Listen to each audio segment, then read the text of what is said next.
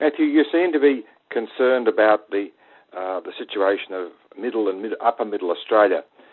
They're the people that the $1 million plus houses. They're the people that have got the 4 bedrooms and more. And they're the people that are actually changing their retail spending habits, or tend to be. Are we looking at a revolution in what's taking place in middle and upper middle Australia? Well, I'm not sure if it's a revolution, but one of the interesting things, and this is a very longer term view as to strategically might be happening, but if you look at a chart of income inequality, not just in Australia but in the United States and in the OECD, income inequality has got worse and worse and worse over the last 20 years. And I think there are a lot of signals that are now coming from government.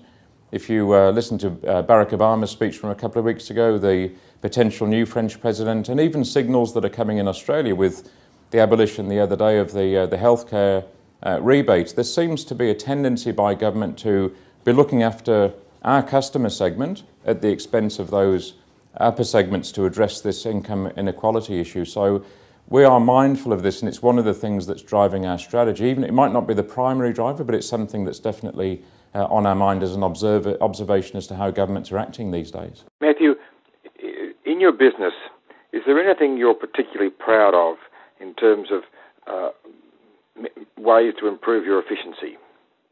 Well, there are, but it's not just improving our efficiency of how we deliver what we do. It's making sure that we are delivering products and services that people want. And I'm very proud of the fact that through our housing affordability strategy, we're actually enabling people to buy into housing that they previously weren't able to do. And one of the frustrating things to me is the number of people I talk to, young people who are coming through into work, who are in their mid-20s, have got a good job, young couple, for example, who have started saving, but they're caught in the rental trap.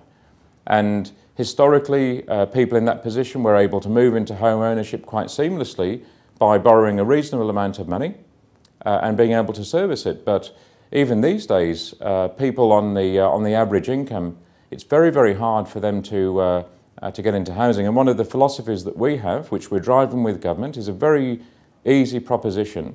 It's that the median-priced family, the people on the medium income, should be able to afford the median house, and they're way off the pace because of this government inaction on supply. And I'm proud of the fact that we can allow a lot of people to get into home ownership at a more affordable price.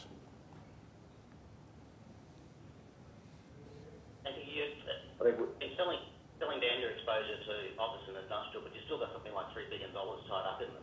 In 2 or 3 years' time, will there be any exposure in those sectors? Well, we're selling at a rate of about $400 million a year.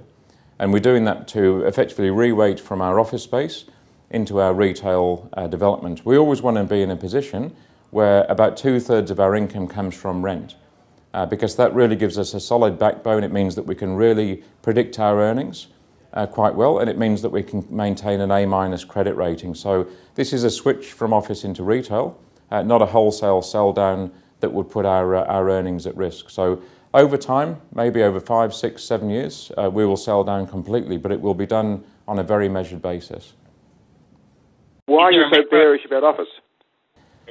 Well, the problem with office space and the challenge is that it is highly commoditized.